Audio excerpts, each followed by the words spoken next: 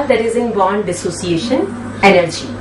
तो ये ध्यान रखना है कि क्लोरीन, फ्लोरीन, ब्रोमीन, आयोडीन ये जो है नॉर्मल ऑर्डर ऑबे नहीं कर पाते, यहाँ पे हमें एक एक्सेप्शन दिख जाता है। ठीक है जी। तो this is about your some topics जो हमारे वहां पे लिखे गए हैं, टॉपिक हेडिंग्स दिए गए थे, उन हेडिंग से रिलेटेड जो क्वेश्चंस आपको मिल सकते थे। आप सब लोग नोट कर लो और एक बार देख लो, आपको कोई कंफ्यूजन है तो आप पूछ सकते हैं।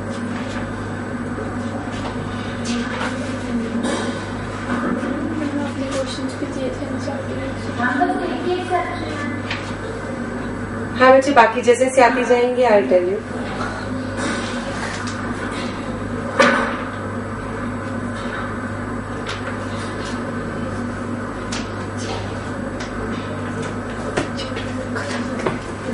With this we are finished with the chemical bonding. हमारा एक चैप्टर खत्म हो गया, केमिकल बॉन्डिंग। ठीक है जी, बहुत लंबा चैप्टर था, काफी दिनों तक चला, ज्यादा 1 महीना चला। अब बेटा आपका होमवर्क ये है, पहले तो अपना होमवर्क नोट करो। आपका होमवर्क है कंप्लीट एनसीईआरटी केमिकल बॉन्डिंग, जो मैंने आपको पिछली क्लास में भी कहा था। आज मैं स्टेट आउट से लूंगी क्योंकि आज मैं नया चैप्टर शुरू करना चाहती हूँ, वरना शुरू ही नहीं हो रहा नया चैप्टर। हाँ जी बेटा बोलो।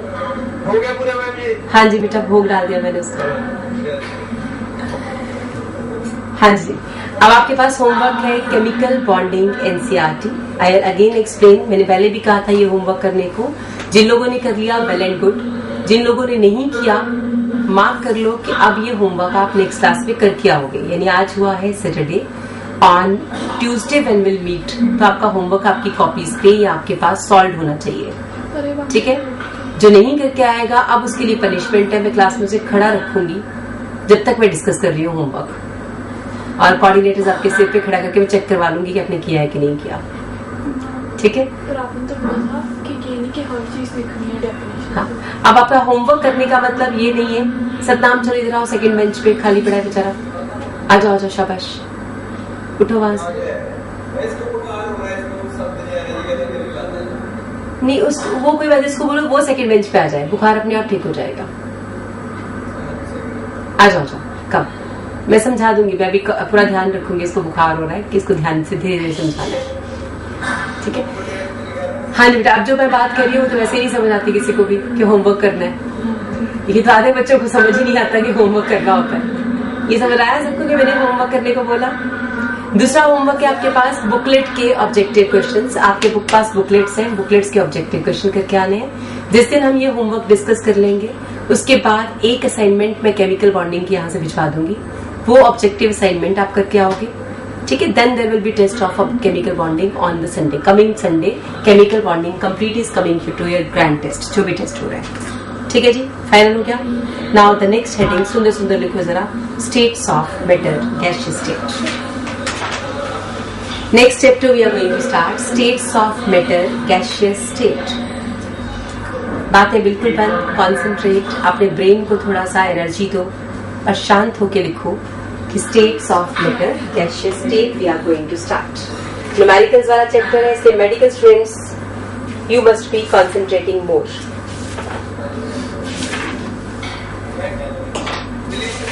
हाँ जी बेटा बोलो जी।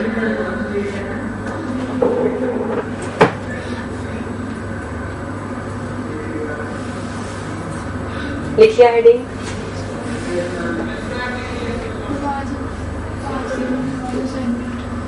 When we say three states are liquid, solid and gaseous. 3 states we have. और अब हमें जिस स्टेट की बात करनी है वो गैसियस स्टेट है फिलहाल के लिए। अब पहले थोड़ा कंपैरिजन देखा जाए तो आप सबको जो आता है वो ये कि सॉलिड, लिक्विड एंड गैस। मैं कुछ बातें जो बताऊंगी वो आपको अब फ्यूचर में चाहिए होंगी, तो इनको ध्यान से नोट करना। सॉलिड, लिक्विड, गैस आप जो समझ पाते हो वो ये कि सॉलिड में particles are tightly packed molecules, तो we can say this is solid state.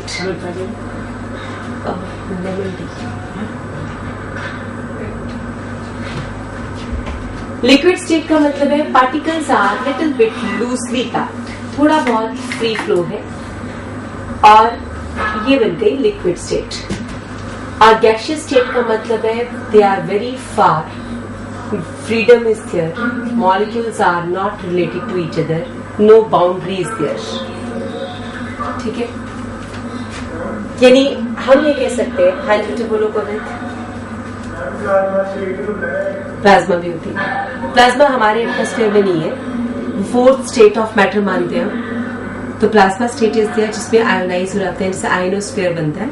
वैसे that state is not in our observation, वो हमारी ऑब्जर्वेशन में है नहीं। ठीक है, अब आपके पास ये 3 स्टेट्स के अलावा नो डाउट एक प्लाज्मा स्टेट भी होती है, लेकिन वो हमारे एटमॉस्फेरिक जोन में नहीं है, हमें विजिबल नहीं है, हम उसे देख नहीं पाते, इसलिए हम उस स्टेट को पढ़ते नहीं है। लेकिन जब आप लेटर ऑन रिसर्च की, अगर साइंटिस्ट बनते हो, रिसर्च के लिए जाओगे, then you can get the plasma and what are the information that can obtain. Solid state में बाउंड्री इज फिक्स्ड, हम कहेंगे फिक्स्ड शेप, ये आप सबको पता था। ठीक है, फिक्स्ड वॉल्यूम,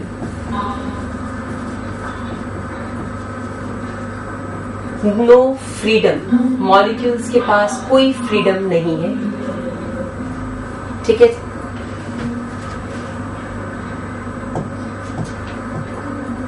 मैं एक टर्म लिख रही हूं, एंट्रोपी इज मिनिमम। एंट्रोपी होती है degree of randomness, entropy is degree of randomness. Randomness का मतलब फ्रीडम ही कह सकते हो, आजादी घूमने की, चलने की। तो वहां पे डिग्री ऑफ रेंडमनेस जो है मिनिमम है, सबसे कम अगर किसी को फ्रीडम मिलता है तो वो सॉलिड स्टेट है। हाई विस्कोसिटी, हम कहते हैं सॉलिड स्टेट में विस्कोसिटी का लेवल बहुत ज्यादा है, रेदर वेरी हाई विस्कोसिटी, इसलिए फ्लो तो करते ही नहीं है। ठीक है, सॉलिड स्टेट में डेंसिटी इज जनरली हाई। कुछ सॉलिड ऐसे भी होते हैं जिनकी डेंसिटी कम होती है, लेकिन बहुत हाई डेंसिटी की वैल्यू हम एक्सपेक्ट करते हैं इनसे। High melting and boiling point,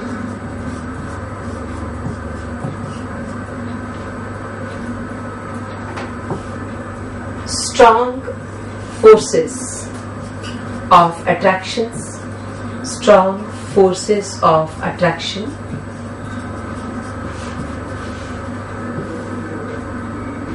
and we can say that these are having minimum thermal energy, minimum thermal energy। तो ये कुछ पॉइंट्स हैं जो सॉलिड के बारे में भी समझ आते हैं, लेकिन बेटा ये फिर से जनरल पॉइंट्स हैं। मैंने अभी कहा स्ट्रॉन्ग फोर्सेस ऑफ अट्रैक्शन, लेकिन हमारे पास कुछ सॉलिड ऐसे भी हैं जो उड़ जाते हैं, जैसे आयोडीन इज सब्लाइमेबल, नेप्थलीन इज सब्लाइमेबल, उड़ सकती है। तो इसका मतलब फोर्सेस इतनी भी स्ट्रॉन्ग नहीं है, कुछ सॉलिड उड़ भी जाते हैं, वेपराइज हो जाते हैं, डायरेक्ट वेपर्स में कन्वर्ट हो जाते हैं। ठीक है, तो हम कहेंगे सॉलिड स्टेट जनरली ऐसी होती है, कुछ एक्सेप्शन हमेशा ही होते हैं, हर जगह पे एक्सेप्शन तो है ही नहीं।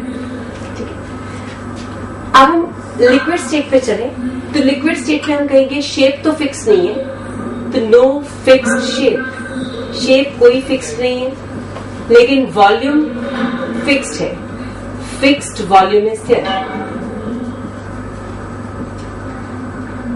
Freedom is there, entropy is more than solids, entropy is more than solids, solid से ज्यादा entropy है। viscous, viscosity is more than gases, gases से ज्यादा viscous होते हैं। density is more than gases, strong forces of attraction than gases, and more thermal energy than solids.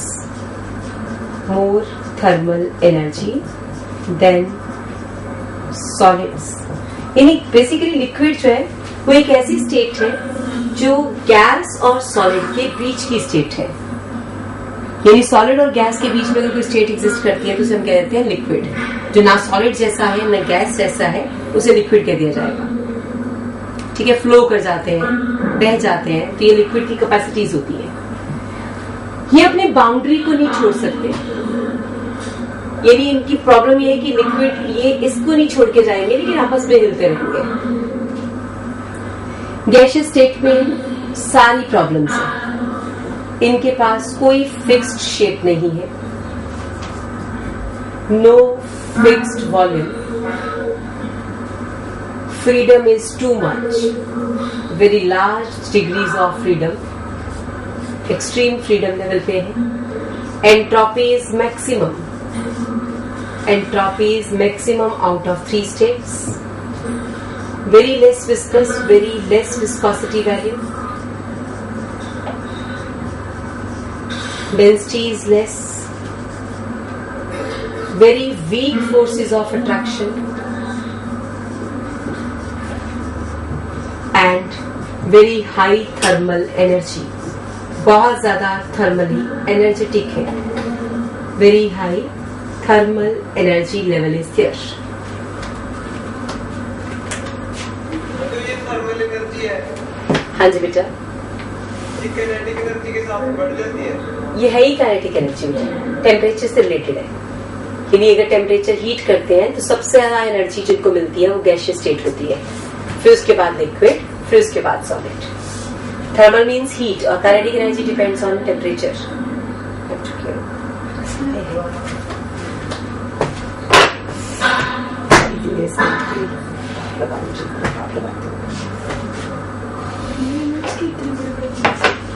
आज को बरसात है ना, काटती बहुत तेज से. हाँ जी बेटा बोलो. हाँ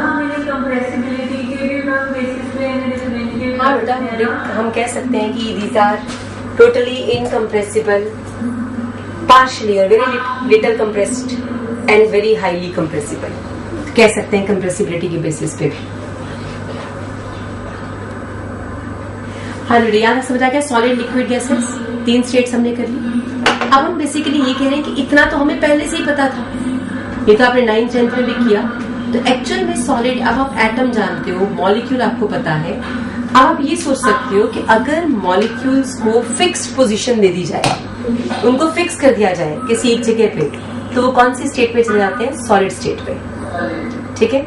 अगर मॉलिक्यूल को उससे जितना उसका अपना साइज है उससे 3 या 4 गुना जगह दे दी जाए घूमने के लिए, तो वो लिक्विड स्टेट में जा सकता है. लेकिन if we provide more than 4 times volume तो it will become the gaseous state. ठीक है. जितना उसका 4/3 πr³ is the volume of 1 molecule. अगर तो आप उसे 4/3 πr³ ही दे दो कि तुम इससे ज्यादा नहीं दे सकते, तुम्हें इतना ही मिलेगा, तो वो सॉलिड स्टेट है. अगर आप उससे 3 times या 2 times या 3.5 times या 4 times वॉल्यूम देते हो तो वो लिटिल बिट लिक्विड स्टेट की तरफ जा रहा है. लेकिन अगर आपने 4 times से भी ज्यादा वॉल्यूम दे दिया तो फिर वो गैसियस स्टेट में. फॉर एग्जाम्पल देखो, अगर आप क्लास में बैठे हो और टीचर आपको ऑब्जर्व कर रहे हैं तो at present you are in solid state. मैंने आपको उतना ही वॉल्यूम दिया है जितना आपको चाहिए, बस. आप अपनी सीट चेंज नहीं कर सकते, आप हिल नहीं सकते, सिर्फ पेन पुन हिला सकते हो, हाथ हिला सकते हो, अपनी बॉडी को थोड़ा बहुत हिला सकते हो. इट मीन सॉलिड स्टेट में भी जीरो फ्रीडम नहीं होता. Freedom is there. थोड़ी बहुत आप बातें भी मौका लगा के कर ही लेते हो कि जब मैम नहीं सुन रहे चलो आप बातें कर ली. तो freedom is there in solid state, but it is up to a very minimum level. बहुत कम लेवल पे फ्रीडम है. आपको अपनी physical state, physical position change करना अलाउड नहीं है. आप बैठोगे वहीं पे जैसे मैम ने कह दिया या टीचर ने कह दिया, लेकिन आप थोड़ा बहुत हिल सकते हो. इतना फ्रीडम आपको चाहिए था, वो हमने दिया, तो ये सॉलिड स्टेट है. ठीक है. लेकिन जैसे टीचर क्लास से बाहर गया तो आप चले जाते हो लिक्विड स्टेट में, क्योंकि आपको अपने से ज्यादा वॉल्यूम मिलता है. लेकिन आपकी बाउंड्री फिक्स्ड है, आप क्लास से बाहर नहीं जा सकते. बाहर कोऑर्डिनेटर खड़े हैं, वो आपको कह रहे हैं क्लास के अंदर हो. तो हम कहेंगे बाउंड्री फिक्स कर दी गई है, आप हिल सकते हो, सीट चेंज कर सकते हो, दूसरे की सीट पे जा सकते हो, मूव कर सकते हो, that state is your liquid state. And in case हम छुट्टी कर देते हैं तो फिर आपको इतना वॉल्यूम मिल जाता है, no boundaries are there for you, then you are in a gaseous state. ठीक है, ये क्लियर हो क्या? अब आप बताओ, मॉलिक्यूलर लेवल पे देखा जाए, यानी आपके लेवल पे सोचा जाए, तो सबसे ज्यादा स्टेबल स्टेट गैसियस हुई। सबसे ज्यादा मजा आपको उसी स्टेट में आता है। तो most stable state for all molecules and atoms is gaseous. हालांकि हम कहते हैं कि उसमें एनर्जी ज्यादा है, और हमारा कंसेप्ट ये कहता था more is the energy less is the stability. लेकिन मॉलिक्यूल के कॉन्टेक्स्ट में देखा जाए तो मोर इज द एनर्जी, उसको तो घूमने को मिल रहा है, फ्रीडम मिल रहा है, और वो कह रहा है कि मेरे को ज्यादा फ्रीडम चाहिए था, it is leading to stability.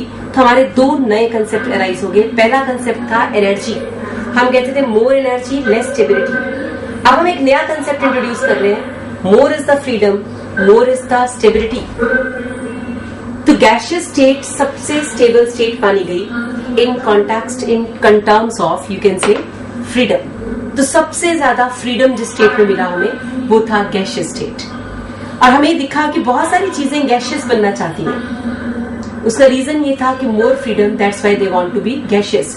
पानी को आप जमीन पे फैला दो तो पानी उड़ जाना चाहता है, और धीरे धीरे वो वेपराइज कर जाता है, वेपर्स में कन्वर्ट हो जाता है, बिकॉज उसको पानी को लिक्विड रहने में क्या प्रॉब्लम है, रह सकता था लिक्विड भी, लेकिन वो तो गैसियस स्टेट में चला गया, उड़ गया, वेपर्स बन गया, बादल बन गए, and so on. Reason is freedom is more in gaseous state.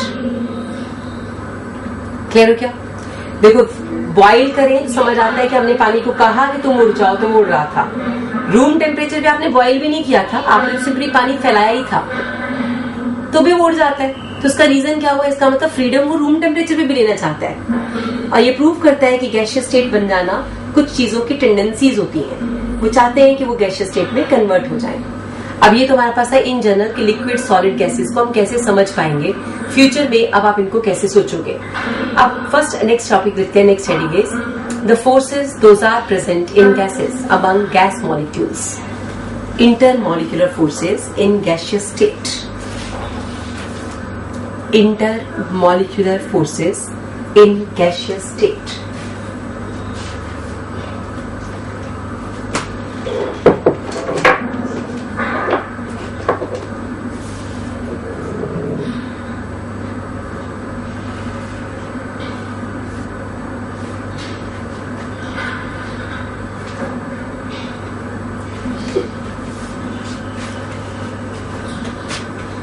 अब हम करने जा रहे हैं इंटरमॉलिक्यूलर फोर्सेस। हाँ जी, 5 मिनट में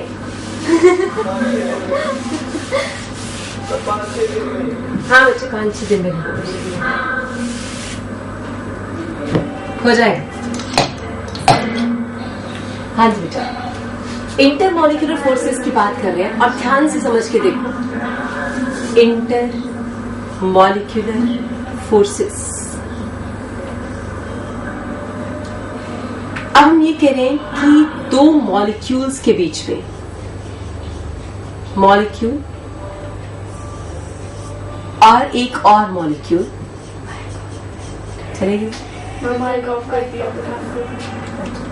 There are two molecules, and if there are two molecules और उनके बीच में एक फोर्स ऑफ अट्रैक्शन है या रिपल्शन है, तो that force is called intermolecular force. अगर दो एटम्स हैं और वो आपस में बॉन्ड नहीं बना रहे, एटम 1 एटम 2, तो भी उनके बीच में एक इंटरमॉलिक्यूलर फोर्स हो सकती है। तो हम इंटर एटॉमिक फोर्स नहीं कहते, हम उसको भी इंटरमॉलिक्यूलर के नाम से रिप्रेजेंट कर देते हैं। दो एटम्स, और इन दोनों की बात करें तो सिग्मा पाई आयनिक कोऑर्डिनेट, इन चारों को छोड़ के, एक्सेप्ट इनको छोड़ के बाकी जो भी तरह की फोर्सेस एग्जिस्ट करेंगी उनको बोला जाएगा इंटरमॉलिक्यूलर फोर्सेस। ये केमिकल बॉन्डिंग में जो आपने पढ़ा उनका नाम नहीं है इंटरमॉलिक्यूलर, ठीक है? सिग्मा बॉन्ड है तो वो इंटरमॉलिक्यूलर फोर्स नहीं है, पाई बॉन्ड, कोऑर्डिनेट बॉन्ड या फिर ionic bond are not intermolecular. अब हम कहेंगे इंटरमॉलिक्यूलर फोर्सेस कौन कौन सी की? आपने हाइड्रोजन बॉन्डिंग की, हम कहेंगे नहीं कोवेलेंट नहीं, सिग्मा और पाई कोवेलेंट होते हैं। इंटरमॉलिक्यूलर फोर्सेस बेसिकली दो हैं, 2 टाइप्स हमने डिवाइड कर दी। एक हमने कहा था hydrogen bonding, intermolecular hydrogen bonding, और दूसरी फोर्स हमारे पास थी वैन डर वाल्स फोर्सेस। तो अब हमारा टॉपिक बन गया van der Waals forces and hydrogen bonding तो हम कर चुके थे। Van der Waals forces are very weak forces existing between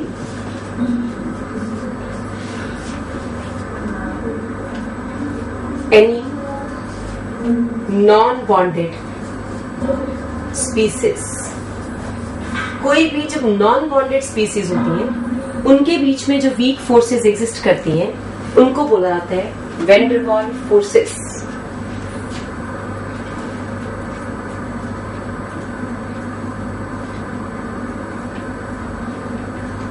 और ये वैन डर वाल है, this is the name of a scientist. उसके साइंटिस्ट के ऑनर में, उसी के नाम पे इनको कहा गया था वैन डर वाल्स फोर्सेस। नहीं बेटा, उसको ऑनर दिया गया था, उसने थोड़ा सा इसका आइडिया दिया था। डिस्कवर तो बाद में बहुत बड़े ग्रुप ने की होती है, कोई भी डिस्कवरी एक साइंटिस्ट का काम नहीं होता, लेकिन ऑनर किसी एक को ही दिया जाता है उसका। ठीक है, अब आपके पास जब हम कहते हैं इंटरमॉलिक्यूलर फोर्सेस या वैन डर वाल्स फोर्सेस, तो van der Waals forces are of 3 types.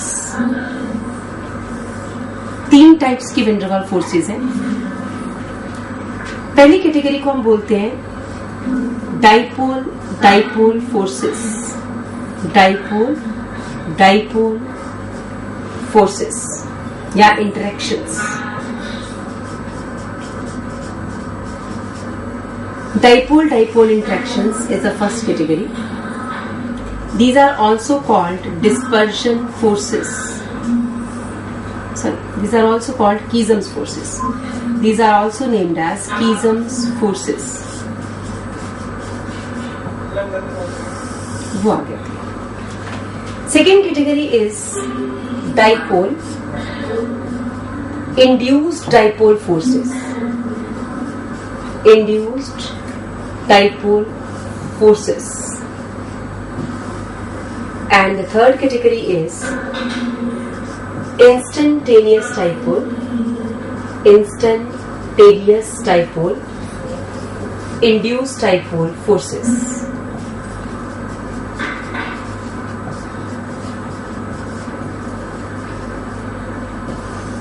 Instantaneous dipole induced dipole forces, and these are also called London dispersion forces.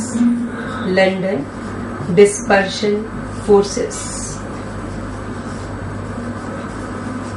There are 3 categories of van der Waals forces. यानी van der Waals forces को हम 3 categories में पढ़ सकते थे. These 3 categories are dipole dipole, dipole induced dipole, and instantaneous dipole induced dipole type of forces.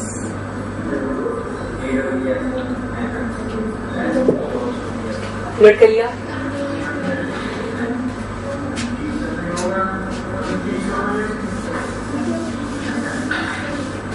तो first category we are going to start is dipole dipole forces. पहला heading आप कर रहे हैं dipole dipole interactions.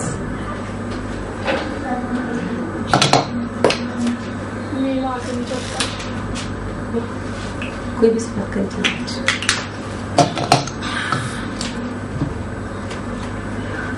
First category we are going to start is dipole dipole interactions.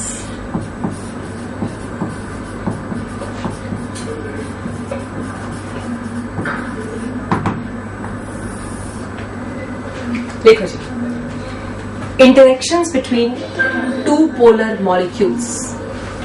Interactions between 2 polar molecules.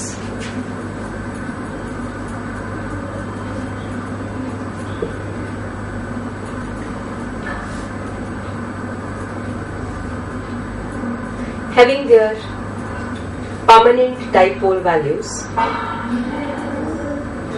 Two polar molecules having their permanent dipole moment values. Permanent dipole moment values. Having their permanent dipole moment value. तो dipole forces का मतलब होता है जब दो polar molecules आपस में interact करते हैं. आप जरा सोच के देखो, हमने डाइपोल मोमेंट एक टॉपिक किया था केमिकल बॉन्डिंग +1 क्लास में, ठीक है. तो आपने जो टॉपिक किया उसमें हमने कहा HCl. बताओ HCl में chlorine delta negative, hydrogen delta positive, mu is not equal to 0 किया था. तो ये एक पोलर मॉलिक्यूल है. अगर एक HCl का मॉलिक्यूल हमारे पास है और एक दूसरा HCl का मॉलिक्यूल उसी के पास पड़ा हुआ है, डेल्टा नेगेटिव डेल्टा पॉजिटिव, तो आप बताओ इन दोनों में क्या कोई फोर्स ऑफ अट्रैक्शन नहीं होगी? होगी. तो ये जो फोर्स ऑफ अट्रैक्शन होगी इसको हाइड्रोजन बॉन्डिंग नहीं कह सकते. जब हम इसको हाइड्रोजन बॉन्डिंग नहीं कह सकते तो कोई तो नाम दोगे, और जो नाम आपने दिया वो था dipole dipole interactions. Hydrogen bonding क्यों नहीं कह सकते थे? क्योंकि chlorine can not form hydrogen bond. तो हमने कहा कि क्लोरीन तो हाइड्रोजन बॉन्ड कैटेगरी में था ही नहीं. तो ये HCl और HCl के बीच की जो अट्रैक्शन है इसका नाम बन गया डाइपोल डाइपोल इंटरेक्शंस, कीजम्स फोर्सेस. और इनको हम वैन डर वाल फोर्स की एक कैटेगरी मानते हैं. ये डाइपोल डाइपोल फोर्सेस भी वैन डर वाल फोर्स की ही एक टाइप है. ठीक है, आप समझ आ रहे हैं? पहला एग्जांपल क्लियर हो गया. अब आप मुझे बताओ कि अगर मैं आपसे बोलूं कि बेटा सल्फर डाइऑक्साइड और सल्फर डाइऑक्साइड इन दोनों में कौन सी फोर्सेस हैं, तो आपको पहले सल्फर डाइऑक्साइड का स्ट्रक्चर बनाना पड़ा. ये भी म्यू नॉट इक्वल टू 0 आ रहा है. दूसरा सल्फर डाइऑक्साइड भी पोलर आ रहा है, mu dot not equal to 0. तो इनमें भी कौन सी फोर्सेस एग्जिस्ट कर गई? Dipole dipole. V shape molecule, polar by nature, net resultant not 0. Ultimately ये भी डाइपोल डाइपोल का एग्जाम्पल बना. ये समझ आ रहा है? बताओ जी, अगर आपसे कहा जाए कि HCl और HBr एक दूसरे के पास पड़े हैं, तो आप क्या कहोगे? एक दूसरे को धक्का मार रहे पड़े हैं तो पड़े ही. तो जब कोई फोर्स ऑफ अट्रैक्शन हमें नाम नहीं देना आ रहा था तो हमने कहा दोनों पोलर हैं, इसका मतलब डाइपोल डाइपोल फोर्सेस. ठीक है, ये कोई भी दो पोलर मॉलिक्यूल्स अगर एक दूसरे के पास आ जाएं या आसपास घूम रहे हैं तो उनमें जो फोर्सेस ऑफ अट्रैक्शन होंगी those are called dipole dipole forces. Condition ये है कि पोलर होने चाहिए. ये पॉइंट समझ आ गया? ये क्लियर है अच्छी तरह से? जैसे आपने कहा कि एक सिस इज पोलर, एक सिस मॉलिक्यूल पोलर है, दूसरा सिस भी पोलर है. अगर वो दोनों पास पड़े कोई तो फोर्स होगी ना उनके बीच में. तो उसका नाम ना तो हम कोई बॉन्ड कह नहीं पाए, हम हाइड्रोजन बॉन्डिंग नहीं कह पा रहे, तो हम कहेंगे फिर क्या नाम रख देंगे? Dipole dipole forces. ठीक है जी. तो आपकी पहली कैटेगरी थी dipole dipole interactions. Second is dipole induced dipole type of interactions. Second heading is dipole induced dipole type of forces.